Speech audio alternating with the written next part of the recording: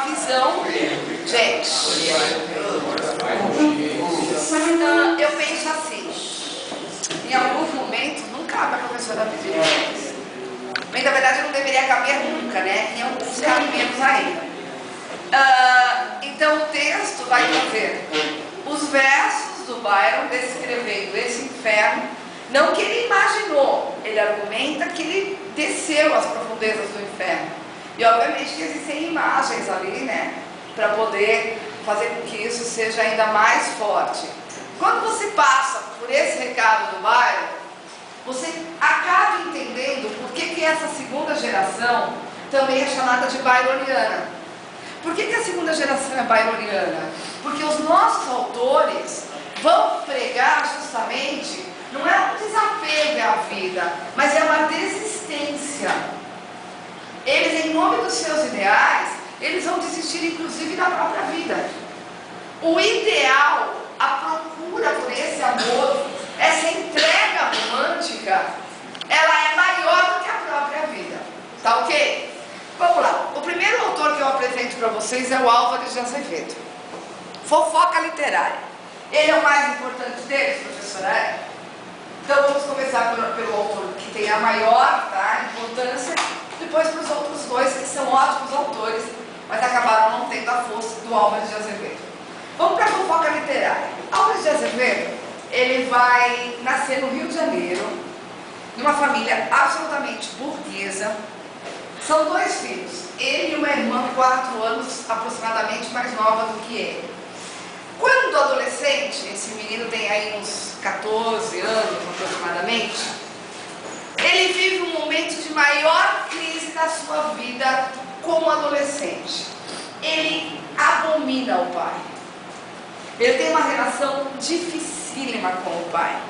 Ele questiona o fato do pai ser ausente, do fato do pai ser violento, do fato do pai expor a mãe em algumas situações em nome de frequentar bordéis, ir para sarau sem levar a mãe.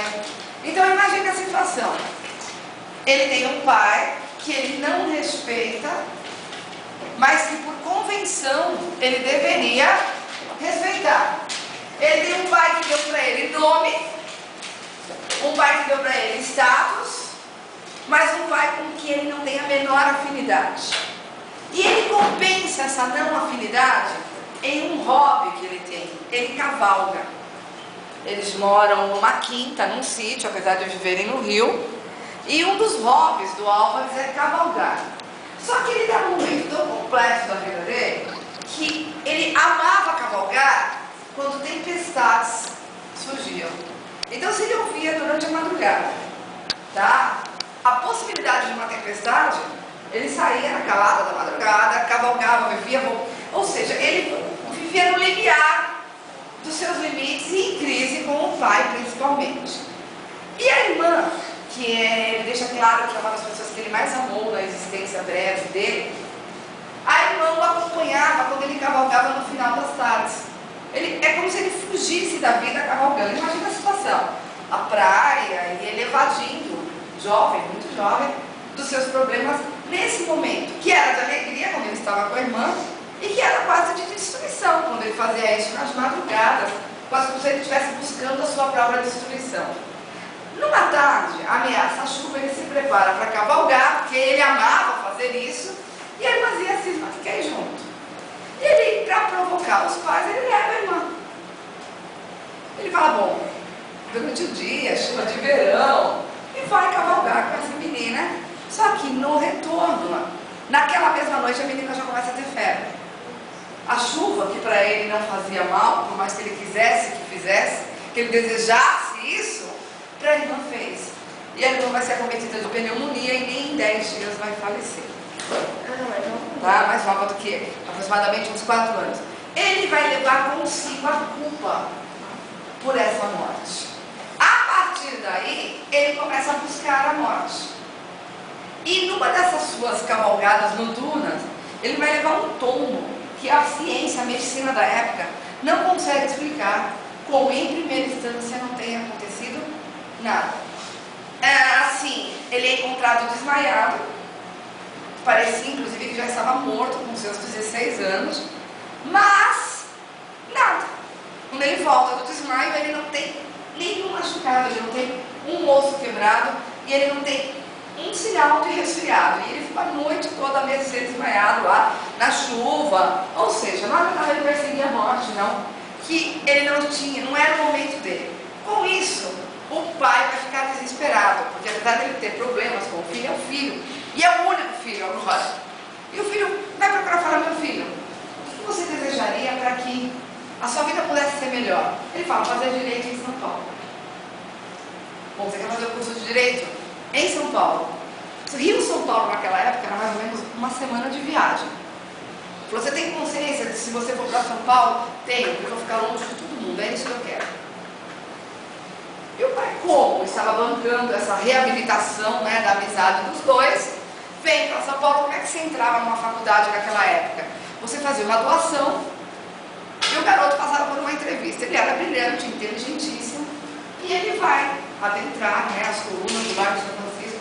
Próxima vez que vocês entrarem aqui na Universidade de Direito do Largo São Francisco em São Paulo, respire fundo, vocês vão estar pisando num território de imortais. Álvares é só o primeiro deles. Grandes mestres da nossa literatura se formaram aqui em São Paulo. O pai faz a doação, o menino está matriculado no curso de Direito. Onde você vai morar? Uma coleção de repúblicas perto da faculdade. Não, pai, eu quero morar num porão, sem luz, sem janela, com tudo imóvel no escuro, móvel na cor do caixão. A minha cama tem que ser móvel no escuro, o meu quarto não tem que ter ventilação, e eu não quero nenhum tipo de lamparina. Eu já trouxe comigo uma caveira. Ele só vai ser iluminado através dessa vela dentro dessa caveira. Como o pai não queria mais ter atrito com o filho, ele vai encontrar uma república, vai alugar o porão dessa república, vai montar o quarto do menino. Tem que imaginar São Paulo da garoa, uma terra úmida, como é que era o ambiente, né, dentro do quarto do Álvares de Azevedo. E o Álvares vai para o curso, feliz da vida. Logo no primeiro momento do curso, nos primeiros meses, eles vão montar um grupo de 5 amigos. Começam o curso e descobrem que melhor do que o curso era a boemia paulistana da época. Melhor do que o curso era sair do Largo São Francisco e ir para o Largo Varouche e ficar ali nos bordéis onde existiam as prostitutas, o ópio, o vinho. E eles vão passar a frequentar essas tavernas paulistanas. Teve um professor dele que disse o seguinte: se ele chegasse acordado para a aula, ele seria um aluno brilhante. Porque ele era um cara, mas ele virava as noites na madrugada paulistana, na boemia, ia para o Largo São Francisco virado. Então ele acabava não rendendo metade daquilo que ele podia render. No primeiro ano de curso, vai morrer o primeiro dos 5 amigos. E ele fez a poesia para ler no momento fúnebre, que era um hábito da época. Chegava na hora do velório, alguém ia lá e lia um recado fúnebre em cima da caixão do melhor amigo, o pai, o avô. E ele fazia sempre versos para serem lidos na morte do colega. Segundo ano de curso, morre o segundo amigo. Terceiro ano de curso, morre o terceiro. Quarto ano de curso, o quarto. Do grupo de 5 só restou ele. Aí ele vai fazer uma poesia para ser lida no dia do velório dele. Porque, bem, na verdade, se ele já enterrou os 4 amigos, ele sabe que o próximo da lista morreram do quê, professora? Todos de tuberculose. Todos morrem vítimas do mal do século, que era a tuberculose no século XIX. E ele quer vomitar sangue e não vomita, ele está querendo achar tuberculose. Já tinha essa vida super obscura, né? E ele faz um texto no qual ele diz o seguinte: que ele vai morrer, que ele não quer que a mãe chore, o pai não quer que venha nem no enterro. E ele pede para ele ser enterrado no cemitério, lá no Rio de Janeiro, certo? O túmulo está lá, até hoje, o cemitério São João Batista, no Rio de Janeiro. E ele pede que o túmulo dele seja colocado num lugar no cemitério, que durante o dia, as árvores, isso ele escreve numa poesia, para ser lida no dia que ele morresse. Ele pede que no túmulo, durante o dia, as árvores não permitam que o sol cubra a campa de mármore, que ele quer que seja preta. E durante a noite, a lua possa vazar